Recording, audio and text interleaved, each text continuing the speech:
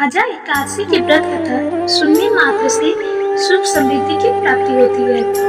प्यारे दोस्तों, भाद्रपद माह की कृष्ण पक्ष की एकादशी को अजा एकादशी कहते हैं। इसका व्रत करने से सभी पाप नष्ट हो जाते हैं। इस लोक और परलोक में मदद करने वाले इस एकादशी व्रत के समान संसार में दूसरा कोई व्रत नहीं है। दोस्तों, प्यारे दोस्तों, चलिए ध्यान पूर्वक इस कथा का श्रवण करिए।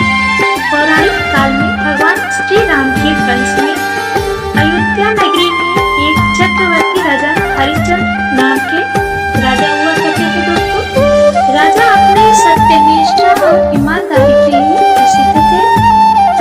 एक बार देवता ने इनकी परीक्षा लेने की योजना बनाई। राजा ने स्वप्न में देखा कि ऋषि विश्वामित्र को उन्होंने अपना राजपाट दान कर दिया है। सुबह विश्वामित्र वास्तव में उनके द्वार पर आकर कहने लगे, तुमने स्वप्न में मुझे अपना राज दान कर दिया। राजा ने सत्यनिष्ठ व्रत का पालन करते हुए संपूर्ण राज विश्वामित्र को सौंप दिया। दान के लिए दक्षिणा चुकाने हेतु राजा हरिश्चंद्र को पूर्व जन्म के कर्म फल के कारण पत्नी, बेटा एवं खुद को बेचना पड़ा। दोस्तों, हरिश्चंद्र को एक डोम ने खरीद लिया जो शमशान भूमि में लोगों की दाह संस्कार का काम करवाता था।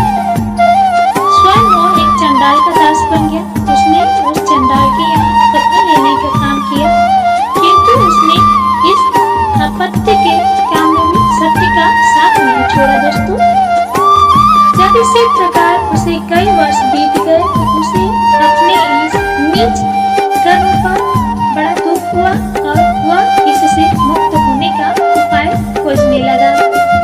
वह सदैव इसी चिंता में रहने लगा कि मैं क्या करूं, किस प्रकार इस नीच कर्म से मुक्ति पाऊं।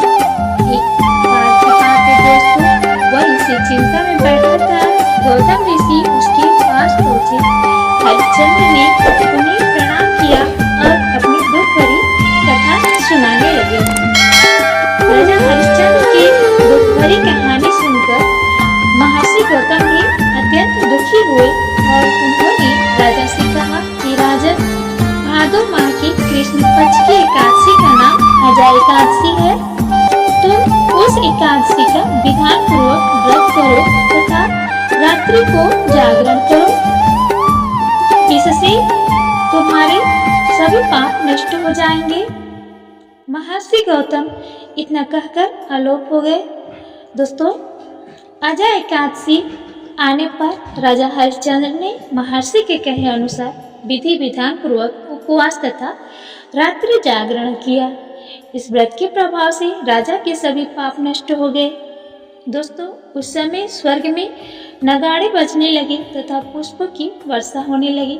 उन्होंने अपने सामने ब्रह्मा, विष्णु, महेश तथा देवेंद्र आदि देवताओं को खड़ा पाया।